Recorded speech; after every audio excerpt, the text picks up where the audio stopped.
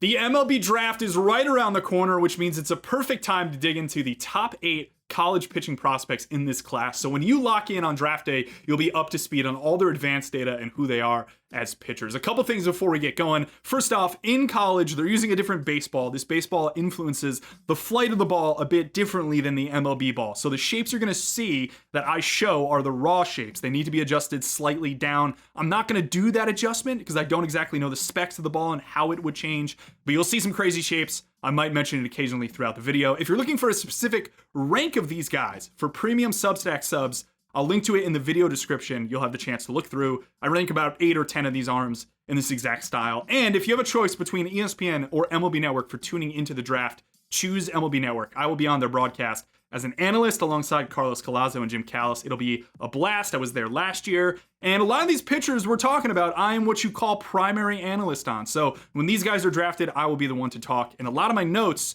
for that draft broadcast are in this video. Let's get going. First guy we're going to dig into, Liam Doyle from Tennessee. This is one of my favorite pitchers in the class. He's got an incredible fastball. If you're given like a one-line summary of this guy, it's best fastball in the class. 96 miles per hour. It has 19 inches of vertical break, 12 inches of arm side movement from the left side. He threw it 65% of the time to right-handed hitters and ran a 40% zone whiff. 61% zone contact is almost 20 percentage points below the average. It blew guys away to the point where it's actually a little bit difficult to analyze everything else in his mix because he just didn't throw them a lot. So they all ran big whiff totals.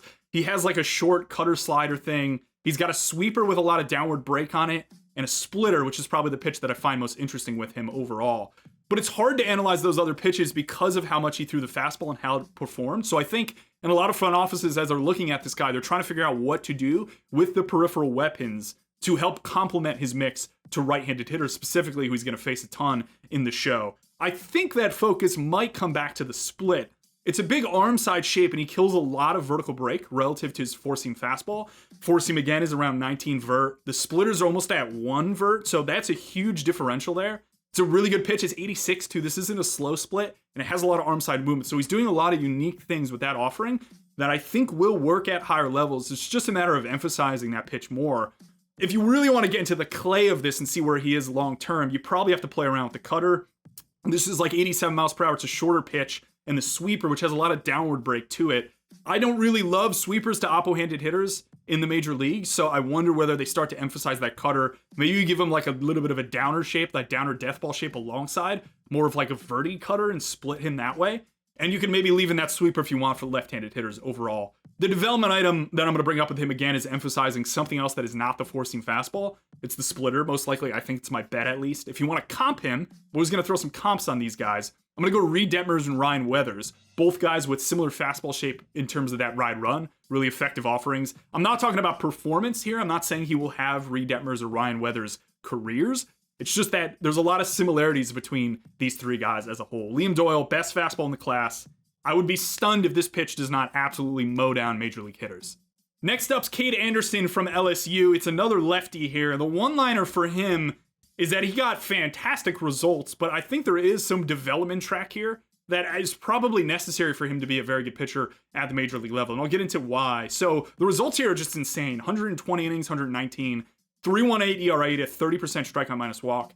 Again, there's nothing too standout here from a release trait standpoint. He's 6'2", he stands around 6.2 feet, and his release height's right around 6 feet overall. So nothing outliery there. The outlier point here is that he is really interesting in terms of how much he zones his secondary. So the zone rate on his slider, the curveball, and the changeup are all above average. And the fastball zone rate was like kind of more around average. So what he did basically was put this four seam kind of up away to right-handed hitters, and then he mixed everything else in zone, and he got really good results on all of it. Four seam got whiffs, slider got whiffs, curveball got whiffs, changeup got whiffs. There's a lot going on here, but the four-seam shape's interesting. So it looked really good in the data I have. He sat 93, a lot of vert on it, 19 and 8. So he cuts the ball ever so slightly, which I think is an important point in thinking about how expanded his mix could get overall. This pitch backed up slightly in the College World Series. I saw a tweet where it was more like a 16-inch vertical break shape. But the key thing I'll point out, and talking to some people in baseball about him in Major League orgs, is that I think a lot of orgs here think that there's elements of his delivery that can be tweaked to unlock higher levels of velocity. He was like up to 97, So there's points here where you look at, okay, not the outlier traits, but when he is going well, what is the result? And the result's really good. And it's a matter of how do you get him towards that top end stuff at a more consistent rate. I think because of the fastball shape and the fact that he's not like a pure spin efficiency guy like a Liam Doyle along those lines, you can dream a bit more on what you want to do from a mix standpoint. He throws a pretty good slider right now that has like the drop and velo glove side combo to beat up right-handed hitters. The changeup definitely needs to be thrown more. It's a really good pitch. And I also think there's a tweak there to get more drop on it. You can make at least. The curveball's a little slow. I don't mind it. I know a lot of people like it, but I'm generally going to push away from sub 80 mile per hour curveballs in the major leagues succeeding at a high rate. But you could play around, okay, does he go death ball? Do you give him a true cutter? You start to get into that feel of like, I won't say like Mackenzie Gore or Cole Reagans, but that vein of like, let me get to some different shapes that are a little more drop based, and that'll allow him to work against major league hitters specifically, because that is the goal here. He crushed college hitters. I wouldn't say I'm 100% convinced the mix right now will dominate major league hitters. So if he goes to like the Angels at 3 overall and they just advance him through the minors, I'd be a little hesitant to assume that he is the ace of the future for them. He's going to need, I think, some tweaks. Perhaps some of those come back to the velocity side of things. Slightly undersized guy, like he's a little thinner, and I wonder whether you add some mass there, whether everything ticks up slightly. And then I'm not talking about the fact that he's not too much of like a data standout from a raw shape standpoint. So the results are crazy, and I think teams looking at him positively see those development actions from a velo shape standpoint, locking in that delivery, and really throttle him forward for that reason. The comps here I can't shake this one. I don't like it because the results don't line up, but Cade Povich, very similar delivery, similar concept of like a vert four seam and a bit of a depthy slider and sweeper, curveball, etc. And I also got a comp from another individual in an org, Max Fried, to Kade Anderson, which is maybe more emphasizing the fact that that organization thinks the mix is bigger. Really interesting pitcher.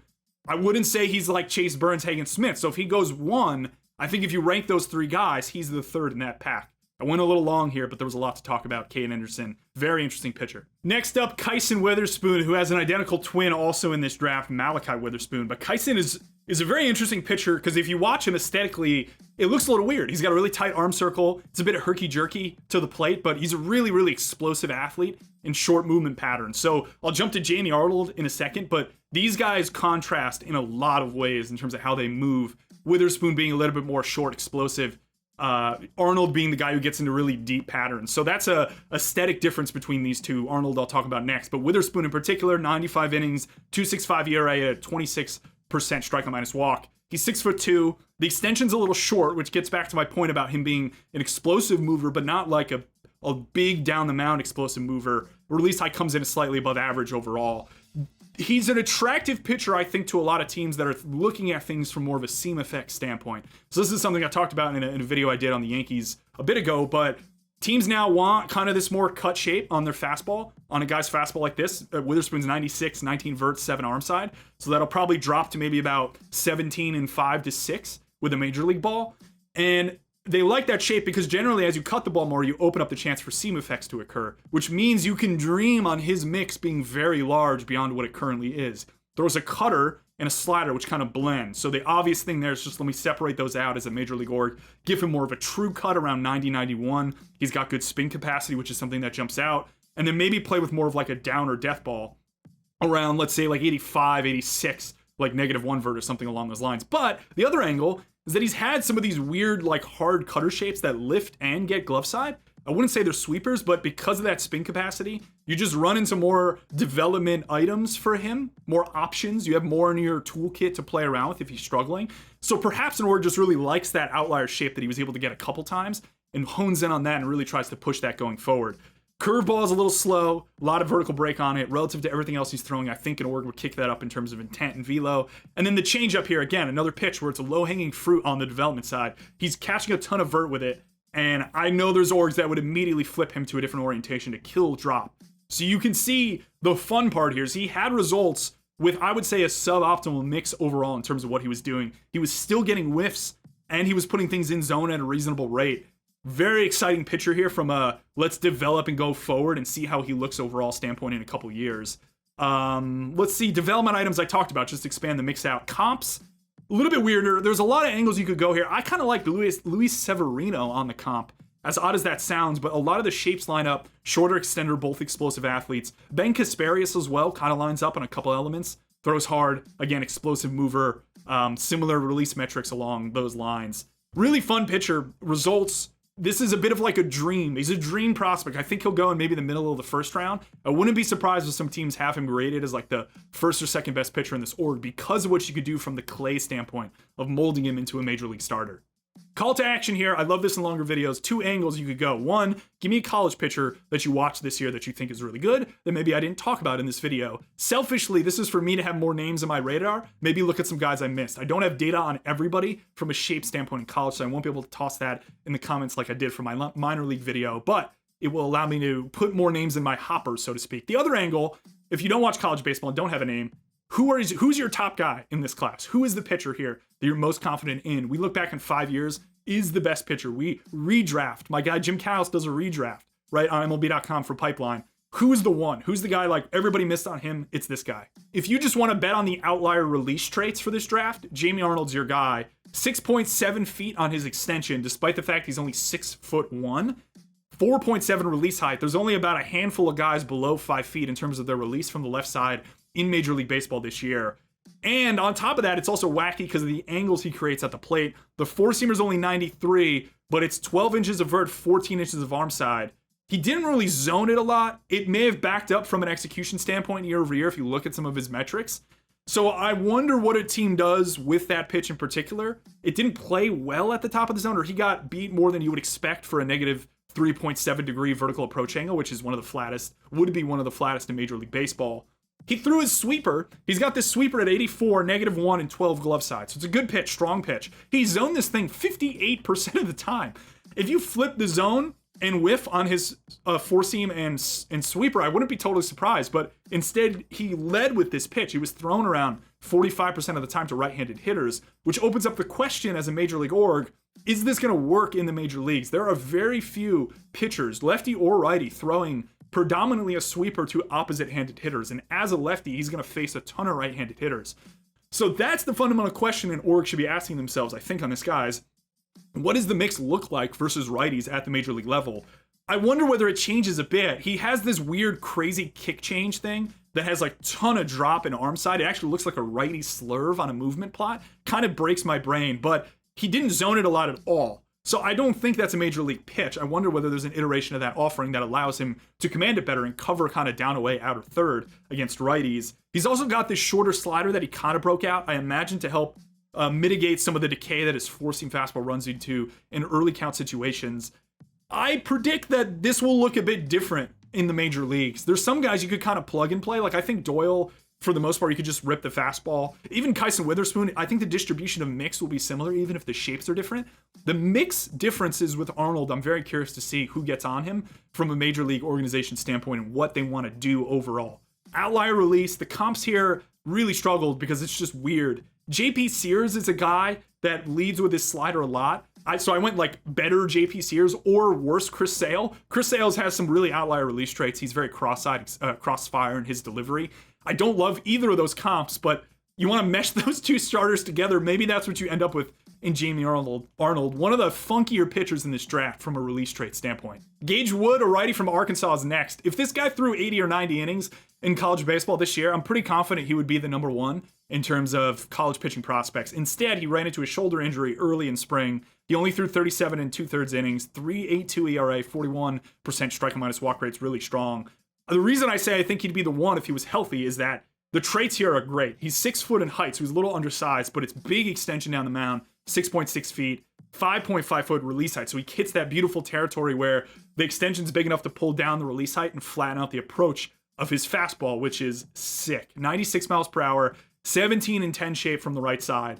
56% zone, 45% swing miss. He just threw it in the zone and it missed bats consistently. And I get it's small sample. He had that crazy 19 strikeout game, no-hitter in the College World Series against Murray State that really popped his stock. But I think even before then, teams should have been looking at the underlying data here and going, this guy has arguably some of the best stuff in this class. Because of that fastball, it's so good.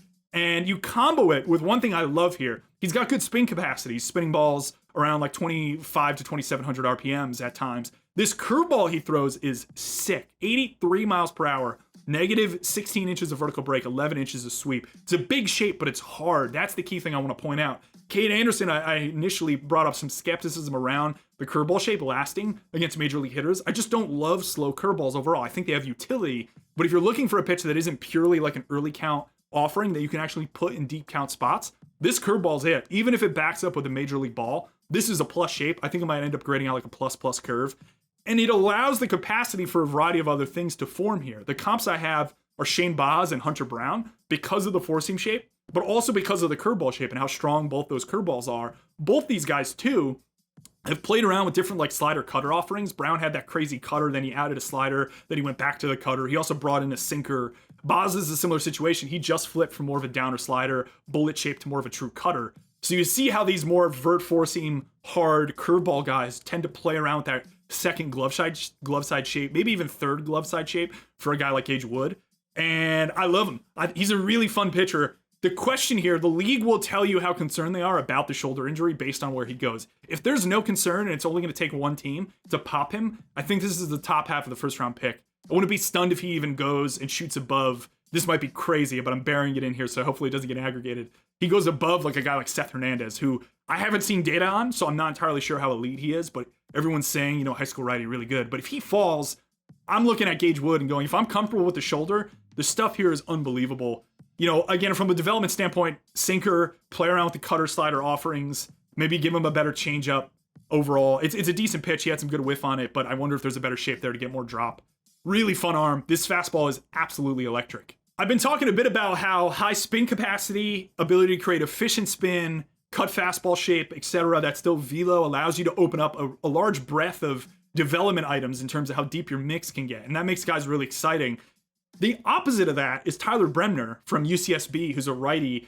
He's an interesting arm. He had really good results, but it's four-seam change slider. He's more of a pure efficient spinner. It's an 18 and 13 righty four-seam shape at 95. So the velo is good. That's the main reason he's projected to go in the first round. And the changeup here is sick. The funny thing is it's not like a crazy depth changeup or anything. It's 84, 8 and 18. So it's a big velo gap separator and vertical break gap separator. And he zoned it a lot, primarily because he would set up his fastball line kind of up and let the changeup work off it. I wouldn't say it's like Lucas Giolito-y. Giolito's changeup is very outlier in terms of the vertical break and lift it gets. But Bremner had a similar approach where I'm going to zone this changeup and dare you to hit it.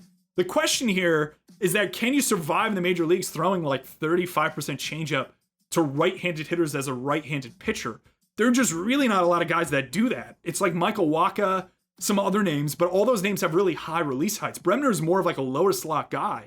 And I would say the comp here is something like a Michael Lorenzen, who's another guy who's maybe a little lower slot, similar velo, and also throws a lot of changeup right. The development item here is like, can you get a slider here that's 86 with enough glove side to work versus righties?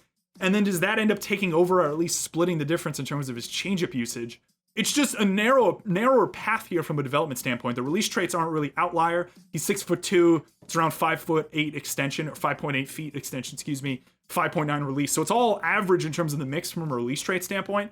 He just throws a lot of changeup and he throws it right, and it works, but it's a low slot. So it's not something you can comp to. And I think that might make some teams hesitate slightly, even if the results for him overall have been really good. 77 innings, 3.5 ERA, 30% came on his walk. He didn't zone the fastball a lot, as I said, but again, the changeup whiff was at 48% and he zoned it 54% of the time. Weird one. I'm fascinated to see what kind of org takes him. I saw someone mock him to the Braves. That's an interesting one because I wouldn't say it's Ian Anderson, but it's in that vein. Aesthetically, with Bremner, one thing I wanted to point out quickly, he's got a weird like Bronson Arroyo-y front leg, Tyler Anderson. He kind of like kicks it and then turns it back into counter rotation and strides. It's weird. He's a weird pitcher. Righties throwing changeups from a low slot 40% of the time, 35% of the time, right is weird. And I'm interested to see what a major league org does here. I just think the path to him being a great starting pitcher is much narrower than some of the other guys that I just talked about. We talked about Gage Wood's injury affecting his stock a bit, the shoulder injury, and him performing really well after, to the point where I wonder whether that damage, so to speak, on his profile somewhat repaired. The guy who didn't totally repair all his stock, but is still interesting to me, is Patrick Forbes from Louisville. He's a righty, 71 and a third innings he ended up throwing this year. He just had a flexor injury, which sometimes precursor to Tommy John. So I don't know. Maybe he falls in the draft because of medicals. I guess we'll see. 17% came on his walk, a bit lower from a tick standpoint relative to some of these other guys that we're talking about. 6'2" body, 6'3" extension, 5'3" release. So he's not Jamie Arnold outlier, but he's a little low in his release, and that creates a flat approach. So if you're a modern org and you're not thinking along the lines of like the seam effects angle that I think is one modern approach to pitching where you want that cut fastball and everything off it, Forbes is kind of your guy. It's just a bit of a weird profile because it's, again, a really two-planey fastball. He's 95, 15, and 15. So I think the shape may end up around like 14 and 12 from a 5'3" release, maybe 13 and 13. I'm not entirely sure. He zoned it a reasonable amount. It got a okay amount of whiff overall. I think some of his locations were a bit odd, especially the lefties and righties, in terms of how he was using it. It was getting somewhat clipped at the top of the zone, which is, again, odd for the flat approach nature of the pitch. And then he has this sweeper, which is -1 and 11 at 82. And he has a slider and a changeup, etc. And he's actually got some good raw specs on those two offerings. I expect those two to be the pro ball pitches, so to speak, whereas the sweeper more becomes like a lefty offering, or excuse me, a righty offering that he throws to mow them in 2-strike counts. The zone rates are a little low. I think the comp here is like Chase Doyle from Tennessee, who's now with the Rockies, whose stock's taking a hit being on the Rockies and getting BABIP to death, throwing too many fastballs, whatever. But Forbes is odd to me. I'm not entirely sure what to do. I feel like I was really high on him initially, where I love the flat approach. And I was like, okay, this is like a modern guy that teams are going to dig from a four-seam standpoint. It's velo, it's a low release. You know, I get it's a dead zone-y four-seam. To the point on Bremner, there's some more limitations here in terms of what he could do from a spin standpoint, but I'd like the fact that he's able to throw a sweeper. It's just not like crazy high spin or big shape. So what happens in pro ball from his standpoint? Doyle, the comp, weird one. Again, this is one that the draft will tell you how concerned they are on the injury side. I wonder if he falls into that sandwich round, compensation round. He's a guy that I liked and I've soured on slightly, so we'll find out if my initial gut was correct or my correction. Riley Quick's going to be my last guy from Alabama, right-handed pitcher, through 62 innings, 3.92 ERA, 17% K- walk. So not a big walk guy, but he's funky because it's a huge dude. He's 6'6", 6'8" extension down the mound, 6.8 feet extension down the mound, 5'9" release. So he's a lower slot, so he doesn't create vert, and he throws this crazy sinker with 10 inches of vertical break, 16 inches of arm side movement at 97 miles per hour, zones it a lot, doesn't get a lot of whiff, but the key thing here, he threw a sinker slider. It's kind of like this like downer glove side shape. It's not a sweeper, it's not like a bullet pitch. It's in between at like 85 to 86. Got a lot of whiff on that. He threw sinker slider 90% to right-handed hitters and ran a 14% fly ball rate. This guy's kind of like, we sometimes hesitate in saying guys control ball and play well, but I do think there are certain guys that have proven this out. You know, Logan Webb, maybe some other guys like Aaron Nola. I'm not sure off the top of my head. Nola maybe not a great one there, but Riley Quick feels like he's in that mold where I'm okay with the K to walk being low if he can continue to have this success with his big body release oddities. The sinker's nasty. The slider looks good. He was trying to throw a four seam at 97, which is going to protect some of the poor shape it had to lefties. But he's kind of like outlier pound righties into the ground, and then versus lefties, it's a bit more mix. Four seam, the changeup shape looked really good too in terms of how much drop and vertical separation he was getting on it, so that's encouraging. And he was throwing this weird cutter thing at like 93, which actually looked really good. He just threw very few of it.